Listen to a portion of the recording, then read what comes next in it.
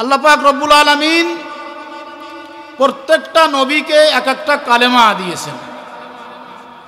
লা ইলাহা ইল্লাল্লাহ ইব্রাহিম খলিলুল্লাহ, লা ইলাহা ইল্লাল্লাহ মুসা কালিমুল্লাহ, লা ইলাহা ইল্লাল্লাহ ঈসা রূহুল্লাহ, লা ইলাহা ইল্লাল্লাহ মুহাম্মাদুর রাসূলুল্লাহ সাল্লাল্লাহু আলাইহি ওয়াসাল্লাম। সমস্ত নবীদের উপরে একই দাওয়াতের কাজ ছিল, কালেমা ছিল। দাওয়াত কি? আল্লাহ ছাড়া কোনো ইলাহ নাই, মাবুদ নাই। আর যেই সময় যেই নবী আসছে ওই নবীকে মানা, ওই নবীর অনুগত্য করা। লা ইলাহা ইল্লাল্লাহ ইব্রাহিম খলিলুল্লাহ, ইব্রাহিম আল্লাহর দোস্ত। লা ইলাহা ইল্লাল্লাহ মুসা কালিমুল্লাহ, লা ইলাহা ইল্লাল্লাহ ঈসা রূহুল্লাহ, লা ইলাহা ইল্লাল্লাহ মুহাম্মাদুর রাসূলুল্লাহ। এই নবীরা আসার পরে নবীরা ওই যুগে উম্মতকে এই দাওয়াত শিখিয়েছেন, এই ইয়াকিন, এই বিশ্বাস যে আল্লাহ ছাড়া কোনো মাবুদ নাই, আল্লাহ ছাড়া কোনো ইলাহ নাই, আল্লাহই সব কিছুর মালিক, আল্লাহই রিজিক দাতা, আল্লাহই মানুষের হায়াত দাতা, আল্লাহই মানুষের মউত দাতা, আল্লাহই সব কিছুর মালিক। আল্লাহকে বিশ্বাস করো, আমি নবী, আমাকে নবী হিসেবে মানো এবং বিশ্বাস করো, তোমরা কামিয়াব হবে। আমাদের নবী মুহাম্মাদুর রাসূলুল্লাহ সাল্লাল্লাহু আলাইহি ওয়াসাল্লাম তিনিও এই কালেমার দাওয়াত নিয়ে আসছেন। আমাদের নবী আসছেন সমস্ত নবীদের পরে, আমাদের নবীর মর্যাদা সমস্ত নবীর আগে। জোরে বলেন সুবহানাল্লাহ। আমাদের নবী আসছেন সমস্ত নবীদের পরে, আমাদের নবীর মর্যাদা সমস্ত নবীদের আগে। আকে আমাদ নৌফালাক মেরাজে ও, আকে আমাদ নৌফালাক মেরাজে ও, আম্বিয়া ও আউলিয়া মোহতাজে ও, সদ জুদাস রহমাতাল লিল আলামিন, মসজিদে ও শুদ হামারু এ জমিন, সদ হাজারা রহমতে জাফরি, বরায়ে বর আলে পাকে তাহিরি। আমাদের নবী আসছেন সমস্ত নবীদের পরে, আমাদের নবীর মর্যাদা সমস্ত নবীদের আগে, সমস্ত নবীদের উপরে। হাদিস শরীফের মধ্যে আসছে, দেখেন, ওয়ালান নবী সাল্লাল্লাহু আলাইহি ওয়াসাল্লাম ইন্নাল জান্নাতা হুররিমাত আলাল আম্বিয়া হাত্তা আদখুলুহা ওয়া হুররিমাত আলাল উমামে হাত্তা আদখুলুহা উম্মতি। নবী করিম সাল্লাল্লাহু আলাইহি ওয়াসাল্লাম বলেন, সমস্ত নবীদের উপরে জান্নাত হারাম, সমস্ত নবীদের উপরে। ইন্নাল জান্নাতা হুররিমাত আলাল আম্বিয়া, সমস্ত নবীগণের উপরে জান্নাত হারাম, জান্নাতে যাইতে পারবে না। নবীর বহু বচন হলো আম্বিয়া। নবীর বহু বচন কি? আম্বিয়া। কোন নবীরা জান্নাতে যাবে না। ইন্নাল জান্নাতা হুররিমাত আলাল আম্বিয়া হাত্তা আদখুলুহা, যতক্ষণ পর্যন্ত আমি নবী জান্নাতে না যাব ততক্ষণ পর্যন্ত কোন নবীরা জান্নাতে যাবে না। ওহুররিমাত আলাল উমামে, আর সমস্ত নবীর উম্মতের উপরেও জান্নাত হারাম থাকবে যতক্ষণ পর্যন্ত আমি নবী মুহাম্মদুর রাসূলুল্লাহ সাল্লাল্লাহু আলাইহি সাল্লাম আমার উম্মতের জান্নাতে না যাবে। তাহলে আমাদের নবীর দাম আছে কিনা? এই নবীর উম্মতের দাম আছে কিনা? আছে। তাহলে আমরা তো শ্রেষ্ঠ নবীর উম্মত হলাম, শ্রেষ্ঠ নবীর উম্মতের কাজও শ্রেষ্ঠ। আমাদের নবী আসার পরে দেখেন, যেহেতু কথা উঠে গেল আমাদের নবী সম্পর্কে, বলতে থাকি, আল্লাহ কত দূর বলার তৌফিক দেয়। আমাদের নবী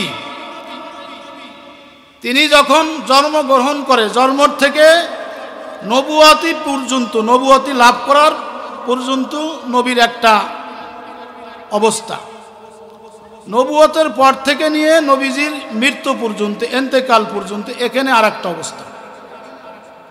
আমাদের নবীর পুরো জীবনটা, পূর্ণ লাইফটা, জন্মের থেকে মৃত্যু পর্যন্ত, এই প্রথমত নবীর জীবনী, পূর্ণ জীবনীটাকে দুই ভাগ করা হয়েছে। কয় ভাগ? দুই ভাগ। একটাকে বলা হয় সাধারণত মিলাদুন নবী, মিলাদ মানে জন্ম মৃত্যু। আর একটা বলা হয় সিরাতুন নবী, অর্থাৎ নবুয়তি প্রাপ্ত হওয়ার পরে 23 বছর, এই যে সময়টা 40 বছর থেকে নিয়ে 63 বছর, এই 23 বছরকে বলা হয় সিরাতুন নবী। আর এই 40 বছর থেকে নিয়ে নবুয়তির মানে জন্ম পর্যন্ত এইখানে আর একটা ভাগ, এটাকে বলা হয় মিলাদুন নবী। অনেক জায়গায় দেখবেন মিলাদ পড়ে, মিলাদ পড়ে না, কয়েক কত মিলাদ পড়ি, মিলাদের মানে কি তা কলম জানে না। কথা বুঝে আসছে? মিলাদ মানে কি এটা বলতে পারে না, কয়েক মিলাদ পড়াবো।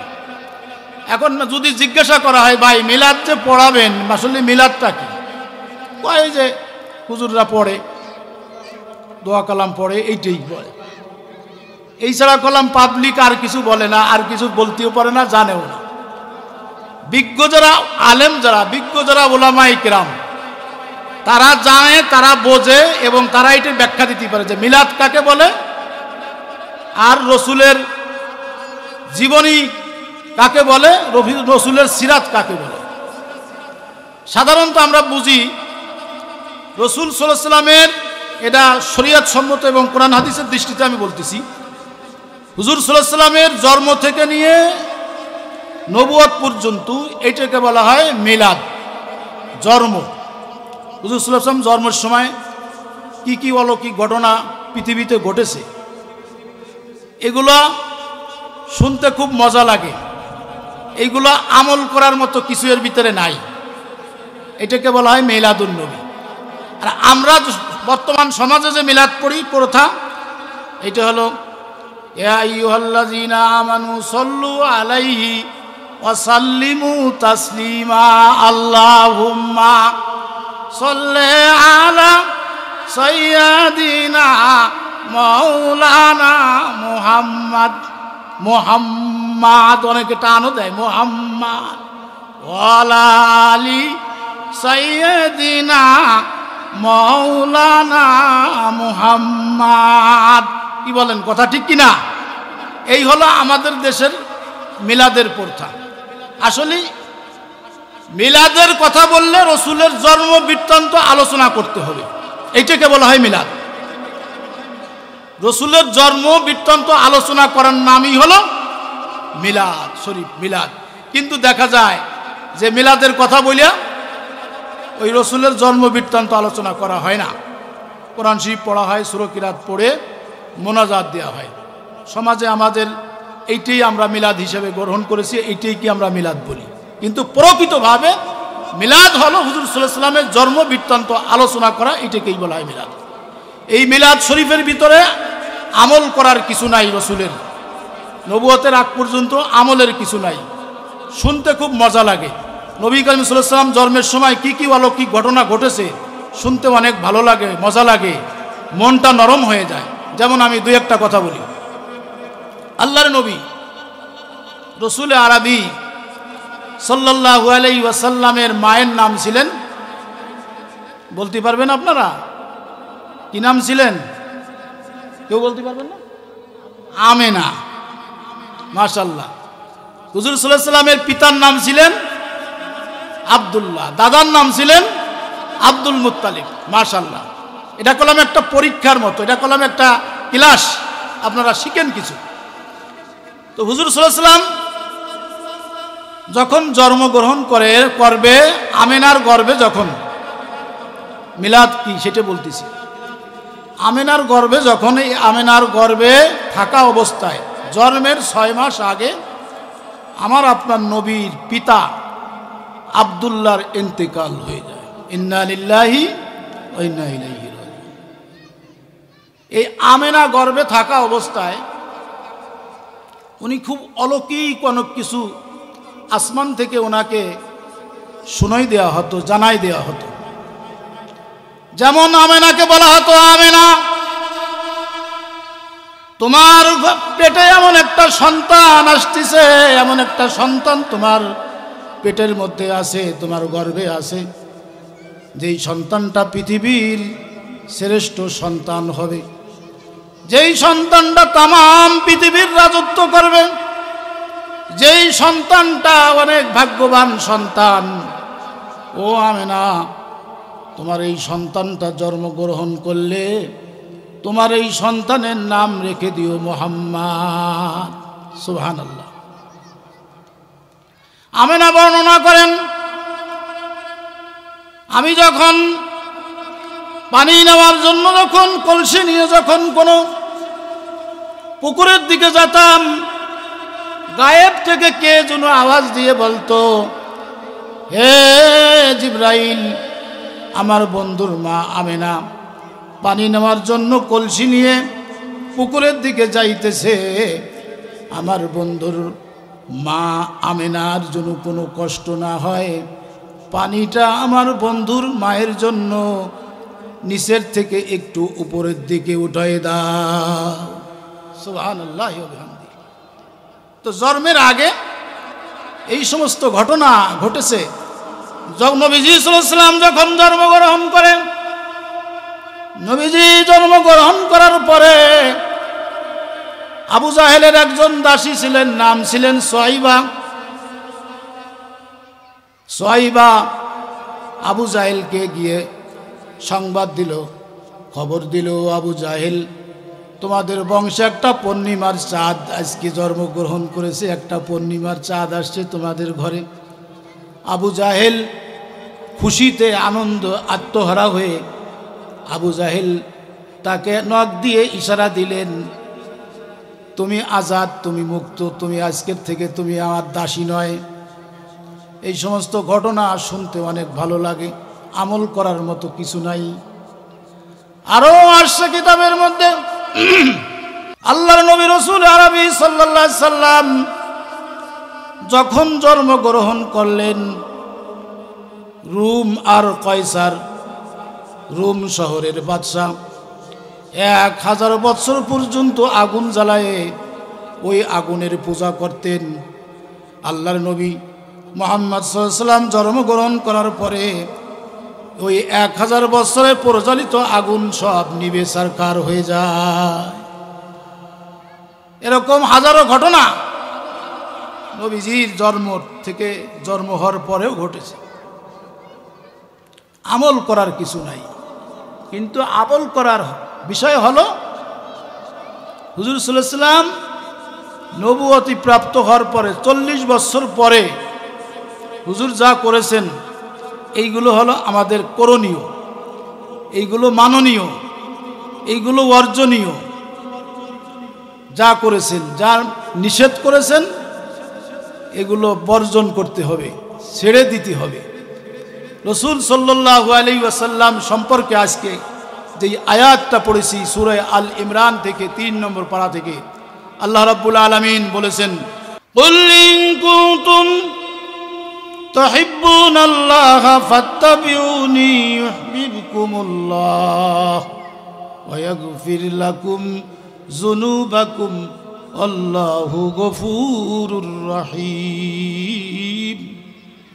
আল্লাহ বলেন, আমার হাবিব আপনি জানাই দেন, বলে দেন, যদি তোমরা আল্লাহকে ভালোবাসতে চাও, আল্লাহর সঙ্গে সম্পর্ক স্থাপন করতে চাও, তাহলে ফাত্তাবিউনি, আমি নবী আমার অনুকরণ করো, আমার অনুসরণ করো। আমার অনুসরণ যদি তোমরা করো, ইউহিব্বুকুমুল্লাহ, আল্লাহ তোমাদেরকে ভালোবাসবেন। আল্লাহ যদি তোমাদের ভালোবাসেন, আল্লাহ তাআলা তোমাদের সমস্ত গুনাহ খাতা মাফ করে দিবে।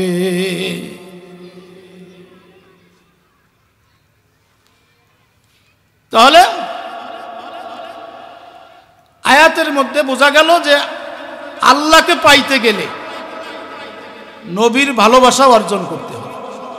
অর্থাৎ ওই যে নবীর 23 বছর জীবনীতে নবী করিম সাল্লাল্লাহু আলাইহি ওয়াসাল্লাম যা করেছেন এগুলো আমাদের করতে হবে, এগুলো অর্জন করতে হবে। দেখেন এই 23 বছর জীবনীটাকেও দুই ভাগ করা হয়েছে।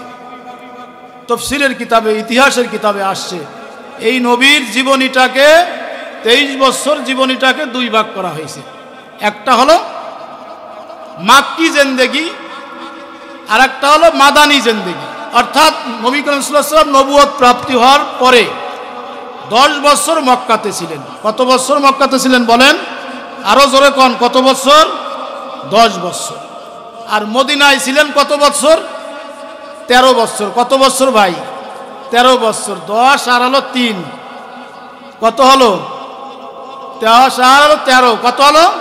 23। 23 আর হলো ওই পাশে হলো 40, 63 বছর। আমার আপনার নবী 63 বছর এই পৃথিবীতে বেঁচে ছিলেন। বলেন আলহামদুলিল্লাহ, বেঁচেছেন। আমরা কি গ্যারান্টি দিতে পারবো যে আমি 100 বছর বাঁচবো, 90 বছর বাঁচবো? 63-60 বছরের উপরে এখন মানুষ শুয়ে পড়ে, তার লাইফ শেষ। আমার এই যে ভাই খান সাহেব অসুস্থ হয়ে পড়ছে, খুব আবেগের সাথে আজকে বলতে খাসভাবে দোয়া করবেন। আমি দোয়া করি আল্লাহ ওনার হায়াতে বরকত দান করুন। রফিকুল ইসলাম ভাই খুব ভদ্র মানুষ, ওনাদের ফ্যামিলিটা ভদ্র ফ্যামিলি, অনেক ভালো ফ্যামিলি এই অঞ্চলের ভিতরে। যেহেতু আমি দীর্ঘদিন এই এলাকা আছি, ওনারাও আমাকে ভালোভাবে জানে। আল্লাহ ওনাদেরকে যে অর্থ সম্পদ, যেই টাকা পয়সা, জায়গা জমি যা দেশে, এদেশে আরও অনেক মানুষ আছে, তাদের অহংকারে, তাদের দিমাগে রাস্তায় হাঁটা যায় না। কিন্তু ওনারা কোনো দিন, কয়টা ভাই আছে, কারোর সাথে কোনো দিন কুটুবাক্য ব্যবহার করে না, কারোর সাথে রাগ হয় না, কারোর উপরে জুলুম করে না, অত্যাচার করে না, সবার সাথে হাসি মুখে কথা বলে, ভালো ব্যবহার করে।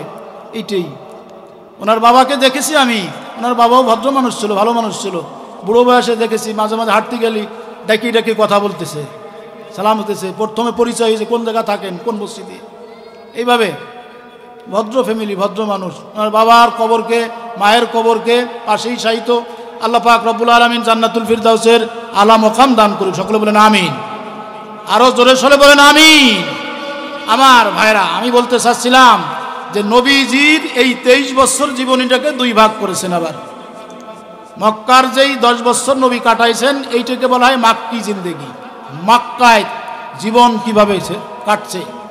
আর মক্কার থেকে নিজের জন্মভূমি, মাতৃভূমি কাফের মুশরিকদের অত্যাচারে অতিষ্ঠ হয়ে আল্লাহর নবী রসুল আরবি সাল্লাল্লাহু আলাইহি ওয়াসাল্লাম হিজরত করে এই বাড়ি ঘর দুয়ার ছেড়ে, মক্কায় আল্লাহর ঘর বাইতুল্লাহ এগুলো সব ছেড়ে, নিজের ঘর বাড়ি ভিটাঘাটা ছেড়ে আল্লাহর নবী হিজরত করে মদিনায় চলে গেছেন। মদিনায় যখন গেছেন, মদিনাবাসীরা আমার নবীকে অনেক ওয়েলকাম, স্বাগতম জানাইছেন, অনেক আদর স্নেহ করেছেন, অনেক মোহাব্বত করেছেন। নবীর জন্য সব কিছু ওয়াকফ করে দিয়েছেন মদিনার মানুষেরা। তো মক্কার যেই জিন্দেগিটা ছিল নবীজি, এই জিন্দেগিটা ছিল তাবলীগের জিন্দেগি, অত্যাচারের জিন্দেগি। নবী করিম সাল্লাল্লাহু আলাইহি ওয়াসাল্লাম 10 বছর খুব কষ্ট করছেন মক্কাতে। কত কষ্ট করছেন, হায় হায়। দুই একটা কথা বলবো, সব কথা বলা সম্ভব না। নবী করিম সাল্লাল্লাহু আলাইহি ওয়াসাল্লাম ওই যে শুরুতে বলছি, ইয়া আইয়ুহান নাস কুলু লা ইলাহা ইল্লাল্লাহ তুফলিহু, এই ছিল কথা, যে মানুষ তোমরা বলো লা ইলাহা ইল্লাল্লাহ, তোমরা কামিয়াব হয়ে যাবে। এই দাওয়াত আল্লাহর নবী রসুল আরবি সাল্লাল্লাহু আলাইহি ওয়াসাল্লাম যখন দিতেছিলেন, মক্কার মানুষেরা নবীর বিরোধী আচরণ শুরু করলো, বিরুদ্ধ হয়ে গেল। নবী করিম সাল্লাল্লাহু আলাইহি ওয়াসাল্লামকে বিভিন্নভাবে কষ্ট দেওয়া শুরু করলো। প্রথমে আল্লাহ পাক আয়াত নাজির করে, ওয়ানজির আশিরাতাকাল আকরাবিন, হে নবী আপনার নিকটস্থ লোকদের কাছে আপনি ইসলামের বাণী পৌঁছান। নিকটস্থ মানুষ, নিজের স্ত্রী, ছেলে মেয়ে, বন্ধু বান্ধব, এদেরকে দাওয়াত পৌঁছলেন। বয়োজ্যেষ্ঠের ভিতরে হযরত আবু বকর ইসলাম গ্রহণ করলেন বিনা দ্বিধায়, খাদিজা মহিলাদের মধ্যে ইসলাম গ্রহণ করলেন, যুবকদের মধ্যে হযরত আলী ইসলাম গ্রহণ করলেন। এরকম ইসলাম গ্রহণ করলেন। ইসলাম গ্রহণ করার পর আস্তে আস্তে চুপে চুপে 3 বছর পর্যন্ত নবী করিম সাল্লাল্লাহু আলাইহি ওয়াসাল্লাম ইসলামের দাওয়াত দিয়েছেন। ইসলামের দাওয়াত যখন আস্তে আস্তে প্রসার লাভ হয়েছে, নবী করিম সাল্লাল্লাহু আলাইহি ওয়াসাল্লামের এই মক্কার সমস্ত লোকেরা বিরুদ্ধ আচরণ করছে। বিরুদ্ধ কি আচরণ করছে? দুই একটা কথা বলবো। হযরতে নবী করিম সাল্লাল্লাহু আলাইহি ওয়াসাল্লাম, ওনার চাচা ছিলেন আবু তালেব, খুব ভদ্র মানুষ, ভালো মানুষ, ভাতিজার জন্য উদার প্রাণ ছিলেন, সবসময় ভাতিজার জন্য ফিদা ছিলেন। হুজুর সাল্লাল্লাহু আলাইহি ওয়াসাল্লাম দ্বীনের দাওয়াত দেন, ইসলামের বাণী প্রচার করেন। আবু তালেবের কাছে এসে মক্কার লোকেরা এসে অভিযোগ দায়ের করে, হ্যাঁ আবু তালেব, তোমার ভাতিজা আমাদের বাপ দাদার ধর্মকে চুনকালি লাগাইতেছে, সে নতুন ধর্ম প্রচার করতেছে, তুমি তাকে বারণ করো, নিষেধ করো, অবস্থা কলম ভালো হবে না। এইভাবে চলতেছে। পর্যায়ক্রমে আস্তে আস্তে ইসলামের দল ভারী হচ্ছে। যখন কাফের মুশরিকরা দেখলেন যে আবু তালেবকে বললেও কাজ হচ্ছে না, কঠোরভাবে আবু তালেবের কাছে আসলেন। একদিন এসে বলতেছেন, আবু তালেব, তোমার ভাতিজাকে তো তুমি নিষেধ করো না, তুমি কিছুই বলো না, সে তার ধর্ম সে প্রচার করেই যাচ্ছে, আমাদের ধর্ম তো আস্তে আস্তে বিলীন হয়ে যাবে, আমাদের ধর্ম তো শেষ হয়ে যাবে, আমাদের ধর্ম চুনকালি লাগবে। তুমি যদি তোমার ভাতিজাকে বারণ না করো, নিষেধ না করো, তাহলে তোমার সাথে এবং তোমার ভাতিজার সাথে আমরা যুদ্ধ করতে প্রস্তুত, কারণ আমরা আর তোমার ভাতিজাকে মানতে রাজি নয়। খুব কঠিনভাবে যখন আবু তালেবের কাছে এই প্রস্তাব পেশ করছে মক্কার লোকেরা, আবু তালেব নবীজিকে ডাকছেন, ভাতিজা, আমার কলিজার টুকরো, আমার জান, তোমার জন্য তো আমার অনেক কথা শুনতে হয়, মক্কার লোকেরা আমাকে অনেক তিরস্কার করতেছে, আমাদের ধর্মের অনেক সমস্যা হচ্ছে। যখন এই কথা আবু তালেব বলেছে, আল্লাহর নবী রাসূল আরবী সাল্লাল্লাহু আলাইহি ওয়াসাল্লাম চোখ দিয়ে ঝরঝর করে পানি ছেড়ে দিয়েছেন, কাঁদা শুরু করে দিয়েছেন। আল্লাহর নবী আবু তালেবকে ডাক দিয়ে বলে, চাচা যান, আপনি কি বলতে চান বলুন তো, আপনি কি আমাকে আমার ধর্ম প্রচারে আপনি নিষেধাজ্ঞা জারি করতে চান? কয়, না রে ভাতিজা, আমি তো তোমাকে নিষেধ করতে চাই না, কিন্তু মক্কার লোকেরা এমনভাবে আমার উপরে চড়াও হয়েছে, আমি তো তোমাকে কিছু না বলে পারি না, করো তুমি, দেখা যাক কি হয়। হুজুর সাল্লাল্লাহু আলাইহি ওয়াসাল্লাম শুরু করছেন, চলতিছে। এরপরে মক্কার সমস্ত লোকেরা আবু তালেব সহ আলটিমেটাম দিয়ে দিল, সোহাইবে আবু তালেব নামে মক্কার উপত্যকায় তাদেরকে দানা পানি খানা পিনা সব বন্ধ করে ঘর থেকে বাইরে হতে দেয়নি। 3 বছর পর্যন্ত অবরুদ্ধ করেছেন। 3 বছর পর্যন্ত নবীর কোনো সময় চুলায় আগুন জ্বলে নেই, কোনো সময় খাদ্য পানি, কোনো সময় পানি পান নেই। 3 বছর পর্যন্ত এই সোহাবে আবু তালেবের উপত্যকায় নবীজি কাটাইছেন পরিবার নিয়ে। কিতাবের মধ্যে লেখে, ওই সময় নবীজির কলিজার টুকরো হযরতে ফাতেমা রাদিয়াল্লাহু আনহাও এই কষ্টের শরীক ছিলেন।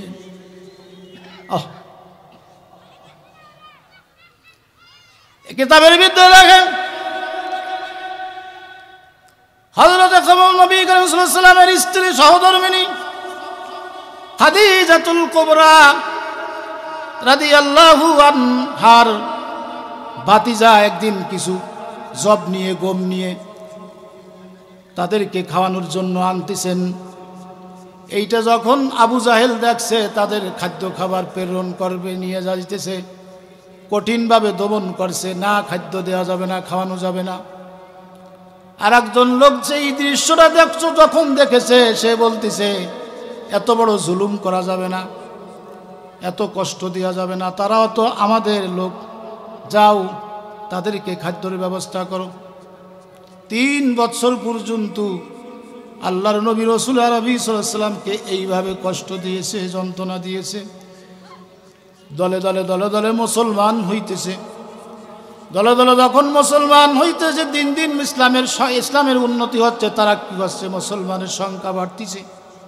এদিকে মদিনার লোকেরা নবীজিকে নেওয়ার জন্য, নবীজিকে আমন্ত্রণ করার জন্য সব সময় মদিনার থেকে এসে মক্কায় এসে নবীজিকে ওয়েলকাম, স্বাগতম জানায়। নবী গো, আপনি মদিনায় চলে আসেন, মক্কার লোকেরা আপনাকে অনেক জ্বালাও যন্ত্রণা দিচ্ছে, কষ্ট দিচ্ছে। আল্লাহর নবী রাসূল আরবি সাল্লাল্লাহু আলাইহি সাল্লাম, নবী করিম সাল্লাল্লাহু আলাইহি সাল্লাম মক্কাতে থাকতে চেয়েছেন, তারপরেও কিন্তু যখন নবী করিম সাল্লাল্লাহু আলাইহি সাল্লামকে হত্যা করার জন্য মক্কার লোকেরা যখন ষড়যন্ত্র করল, যখন নবী করিম সাল্লাল্লাহু আলাইহি সাল্লামকে যখন মক্কার লোকেরা হত্যা করবে, এই হত্যা যখন তারা করার জন্য উদ্বুদ্ধ হলো, আল্লাহ পাক রব্বুল আলামিন নবী করিম সাল্লাল্লাহু আলাইহি সাল্লামকে ওহীর মাধ্যমে জানিয়ে দিলেন, ওয়াইদ ইয়ামকুরু বিকাল্লাযীনা কাফারু লিউসবিতুকা আও ইয়াকতুলুকা আও ইউখরিজুকা ওয়া ইয়ামকুরুনা ওয়া ইয়ামকুরুল্লাহ আল্লাহু খায়রুল মাকিরিন। হে নবী, আপনাকে ওই কাফের মুশরিকরা আপনাকে হত্যা করতে চায়, আপনাকে দেশ থেকে বিতাড়িত করতে চায়, আপনাকে কারাগারে আবদ্ধ করতে চায়। তারা যেভাবে আপনার বিরুদ্ধে ষড়যন্ত্র করতেছে, মক্করবাজি করতেছে, ধোঁকাবাজি করতেছে, আল্লাহ পাক রব্বুল আলামিন ও তাদের এই মক্করবাজি ধোঁকাবাজির মোকাবেলা আল্লাহ পাক ও রব্বুল আলামিনও করে দিবে। সেটা কিভাবে দেখেন, নবী করিম সাল্লাল্লাহু আলাইহি ওয়াসাল্লাম এই 10 বছর পরে যখন তাকে হত্যা করার জন্য উদ্বুদ্ধ হলো মক্কার লোকেরা, নবী করিম সাল্লাল্লাহু আলাইহি ওয়াসাল্লাম কি করলেন, রাত্রে, অনেক লম্বা ইতিহাস, এগুলো বলে শেষ করা যাবে না, রাত শেষ হয়ে যাবে, আমার আপনার নবীর জীবনই শেষ হইতো না। কুল্লাউ কানাল বাহরু মিদাদাল লিকালিমাতি রাব্বি লানাফিদাল বাহরু ক্বাবলা আন তানফাদা কালিমাতু রাব্বি ওয়ালাউ জিনা বিমিসলিহি মাদাদা। আল্লাহ পাক রব্বুল আলামিন বলে, হে পৃথিবীর মানুষেরা, তামাম পৃথিবীর সমুদ্র যদি কলমের কালি হয়, আর সমস্ত গাছপালা তরুলতা যদি বৃক্ষ আদি যদি নাকি আল্লাহর কলম হয়, ওই আল্লাহর কলম আর ওই সমুদ্রের কালি দিয়ে আল্লাহর গুণগান এবং আল্লাহর নবীর গুণকীর্তন লেখা শুরু করে দেবে। লিখতে লিখতে কলম শেষ হয়ে যাবে এবং ওই পানিও শেষ হয়ে যাবে, কিন্তু আল্লাহ পাকের বাণী, আল্লাহ পাকের নবীর গুণগান কোনোদিন মানুষ লেখে শেষ করতে পারবে না। লা ইলাহা, জোরে লা ইলাহা। মক্কার যত লোক ছিল, কাফের মুশরিক যারা নব মুসলিম হয়েছে, নতুন মুসলমান হয়েছে, নবী সহ, এদেরকে নানানভাবে কষ্ট দিছে। দাওয়াতের কাজে যখন যাইতেন, একদল লোক বলতো, মুহাম্মাদের কথা কিছু শুনো না, ওটা পাগল, ওর কথা শুনো না। আবার গায়ে থুতু নিক্ষেপ করত। যেই রাস্তা দিয়ে যেত, ওই রাস্তায় কাটা পুঁতে রাখত। তারপরে যারা নব মুসলিম হতো, নতুন মুসলমান হতো, তাদেরকেও মারত, নির্যাতন করত, অথচ নিজের লোক। আজ আমরা যে মুসলমান হয়েছি, ইসলাম পেয়েছি, আমরা তো কিছুই এটার মর্ম বুঝলাম না, বুঝি না। বাংলাদেশের মুসলমানরা তারা নিরাপত্তায় বসবাস করে, তারা যে এত ভালোভাবে ইসলামের সমস্ত কিছু তারা মানতে পারে, ইসলাম নিয়ে চলতে পারে, পৃথিবীর অন্য কোনো রাষ্ট্রের এরকম নাই। ভারতে যান, ভারতের মুসলমানের নির্যাতনের শেষ নাই। ফিলিস্তিনে যান, ফিলিস্তিনের মুসলমানের নির্যাতনের শেষ নাই। তারপরে আপনার আরকান যান, মুসলমান নির্যাতিত। যেখানে যাবেন পৃথিবীর সব জায়গায়, উইঘর, এখানেও মুসলমান নির্যাতিত। আমরা বাংলাদেশের মুসলমান সকলে মায়ের গর্ভে বসবাস করি, বলেন আলহামদুলিল্লাহ। তবে আমাদের কুৎসা রটনা করার জন্য, আমাদের কুৎসা মুসলমানদের, বাংলাদেশের মুসলমানদের কুৎসা রটনা করার জন্য এক শ্রেণীর মানুষ এই দেশে এজেন্ট হয়ে কাজ করতেছে। এটা কি জানেন? এটা ভারত যত উল্টোপাল্টা নিউজ, যত উল্টোপাল্টা কথা এই দেশ নিয়ে, এই দেশের মুসলমান নিয়ে, মসজিদ নিয়ে, মাদ্রাসা নিয়ে সব উল্টোপাল্টা কথাবার্তার প্রকাশ করে। অথচ এই দেশে যারা নন মুসলিম আছে, নব মুসলিম বা অন্য যে কোনো জাতি আছে, তারাও আমাদের কারণে নিরাপত্তায় বসবাস করতেছে। কথা বলেন ঠিক কিনা? এই যে ছাত্র আন্দোলনে যে বাংলাদেশ আপনার উত্থান পতন হলো, ফ্যাসিস্ট সরকার দেশ ছেড়ে পালিয়ে গেল, এই পালিয়ে যাওয়ার পর থেকে নিয়ে এই পর্যন্ত এই ঐক্যকে নষ্ট করার জন্য, নস্যাৎ করার জন্য একের পরে এক এই দেশে ষড়যন্ত্র চলতেছে। কথা বলেন ঠিক কিনা? এই ষড়যন্ত্র চলবেই, এই ষড়যন্ত্র চলতেই থাকবে। কিন্তু ষড়যন্ত্র করে কোনো লাভ করতে পারবে না যদি আমরা যদি সজাগ থাকি, আমরা যদি ঠিক থাকি, তাহলে ষড়যন্ত্র কিছু হবে না। এজন্য মুসলমানরা এক হতে হবে, মুসলমান এক থাকতে হবে। আল মুসলিম আখুল মুসলিম, মুসলমান মুসলমানের ভাই। ইনিশ টাকা আইনহু ইনিশ টাকা কুল্লুহু। তার যদি একটা মুসলমানের চোখে কানে যদি দরদ হয়, ব্যথা হয়, মনে করতে হবে সমস্ত মুসলমানের দরদ হয়েছে, ব্যথা হয়েছে। এখন বাংলাদেশের সমস্ত মুসলমান তারা মায়ের গর্ভে বসবাস করে, মায়ের গর্ভে তারা আছে। আজ অন্যান্য রাষ্ট্রের দিকে তাকাইলে তারা নির্যাতনের শেষ নাই। এই মক্কার সমস্ত মুসলমানরা নির্যাতিত, নিপীড়িত, অপদস্থ, অপমানিত হয়েছে।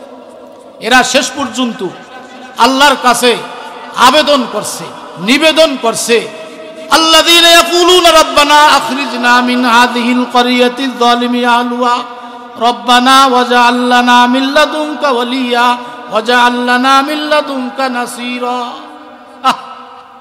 এরা আল্লাহর কাছে বলতেন, আল্লাহ আমাদেরকে এই মক্কার শহর থেকে একটু বাইর করেন, আর নির্যাতন সহ্য করতে পারি না, আর নির্যাতন ভোগ করতে পারি না। আল্লাহ ওই সমস্ত নারী, পুরুষ, শিশু, তাদের দোয়াকে আল্লাহ পাক কবুল করেছেন। এরা চলে গেছেন মদিনায়। মদিনায় যাওয়ার পরে মদিনার যারা মুসলমান ছিলেন, এই মক্কার লোকদেরকে জানেন না, মদিনার লোকেরা এখনো ভালো। মদিনার লোকেরা তাদের বাড়ি ঘর দুয়ার, টাকা পয়সা, যদি কারুর 2-3টি স্ত্রী ছিল, বলছে ইয়া রাসূলুল্লাহ আমার 2টি স্ত্রী, একটা ওনাকে দিয়ে দিলাম। আমার 10 বিঘা জমি আছে, আমি 2 বিঘা আমার ভাইকে দিয়ে দিলাম। আমার এরকম 5টা স্বর্ণ আছে, একটা স্বর্ণ আমি দিলাম। আমার 2টা বাড়ি আছে, ঘর আছে, একটা ভাই আমার ভাইয়ের জন্য দিয়ে দিলাম। এইভাবে কি করছেন মদিনাবাসীরা? এই মক্কার লোকদেরকে সহযোগিতা করছেন। ইসলাম বিজয় হয়েছে। এরপরও এই মক্কার লোকেরা কি করছে? মদিনার বাসীদেরকে তারপরও জ্বালাও যন্ত্রণা করেছে। কয়েছে এরা আমাদের লোক, মক্কার থেকে আসছে, এদেরকে কেন তোরা একটাই রাখছি, বাইর কর, আমাদের কাছে দে, এদেরকে ছেড়ে দে, এরা আমাদের লোক, এদেরকে আমরা দেখব। এইরকম নির্যাতন করছে। মদিনায় যেও আক্রমণ করছে। শেষ পর্যন্ত যুদ্ধ হয়েছে, সব যুদ্ধ, কাফেরদের সাথে যত যুদ্ধ হয়েছে সব যুদ্ধগুলো মদিনায় হয়েছে। সব যুদ্ধ কোথায় হয়েছে? মদিনায়। মক্কায় একটা যুদ্ধ নবী করিনি, সব যুদ্ধ মদিনায় হয়েছে। এখন ওই যে একটা কথা আছে যে মায়ের খাতি যখন খাতি যখন দেওয়ালে যখন পিঠ ঠেকে যায়, তখন কয় যে দূর, দেওয়ালে যখন পিঠ ঠেকে গেছে, হয়তো বাঁচবো আর নালি মরবো। ধর, বৈষম্য আন্দোলনের ছাত্ররা তার সেটে করছে না? হ্যাঁ, স্বরাষ্ট্রমন্ত্রী আপনার দেখে এরকম দিছে। হ্যাঁ, আরে একজনরে মারলি, গুলি করলি, দিয়ে আরো 2 জন আগুই যায়। এখন এই দেশের জুলুম নির্যাতনের শিকার হতে হতে হতে হতে পাবলিক জনগণ তার আর কি নাই, দেওয়ালে তার পিঠ ঠেকে গেছে। এখন কয় যে যা হবে হবে, সামনে এগোবো, পিছিয়ে আর নাই। কথা বোঝে নাই? আর আল্লাহ কি করছে? সাহায্য করছে। আল্লাহ সাহায্য। আমরা এটা বলি, এই যে এই ফ্যাসিস্ট সরকারকে তাড়ানোর জন্য এটা আল্লাহর রহমত ছাড়া কেউ পারি না। কারণ প্রত্যেকটা সেক্টরে তার লোক ছিল বসানো। সুইপার থেকে নিয়ে শুরু করে একবারে মিনিস্টার পর্যন্ত, আইজি পর্যন্ত এবং সমস্ত জায়গায় তার লোক ছিল। আল্লাহ রহম করছে বলে এজন্য আল্লাহ যখন কোনো কাজ করবে তখন যে কোনো এক মাধ্যমে আল্লাহ পাক করে। বলেন আলহামদুলিল্লাহ, আল্লাহ পাক করেছেন। এটা আল্লাহ পাক করেছেন। সবচাইতে অধপতনের কারণ হলো এই সরকার, ফ্যাসিস্ট সরকারের উলামা ইকরামকে নির্যাতন করেছে। কি করেছে ভাই? উলামা ইকরামকে নির্যাতন করেছে। নিরহ নিরস্ত্র উলামা ইকরামদেরকে কারাগারে আবদ্ধ করেছে। কারাগারে ওযুর পানি দেয় নাই, কারাগারের জায়নামাজ দেয় নাই, কারাগারে তাদেরকে নামাজের ব্যবস্থা করি নাই, তাদেরকে রোজার সময় ইফতারির ব্যবস্থা করি নাই, তাদেরকে খাবারের ব্যবস্থা করি নাই, তাদেরকে উলঙ্গ করে পাওকে উপরের দিক দিয়ে এই সমস্ত উলামা ইকরামকে বেইজ্জতি করেছে। আল্লাহর কসম দিয়ে বলা, বাবুনগরী সাহেব আমাদেরকে নিজে স্বয়ং বলেছে। অধপতন এই জন্য, যেই দেশে উলামা ইকরামের সম্মান নাই, ইজ্জত নাই, কদর নাই, ওই দেশে খোদাই গজব আসে। ওই দেশে কি আসে? খোদাই গজব। হাদিসের মধ্যে আছে, এগুলো বানাই সানাই একটা কথা বলি নেই। আর সময় নাই, বিদায় বলতে পারলাম না। আল্লাহ পাক রব্বুল আলামিন আমাদের সবাইকে যেই কথাগুলো বললাম আল্লাহ পাক আমল করার তৌফিক দান করুক। আমিন। ওয়া আখির দাওয়ানা আনিল হামদুলিল্লাহি রাব্বিল আলামিন।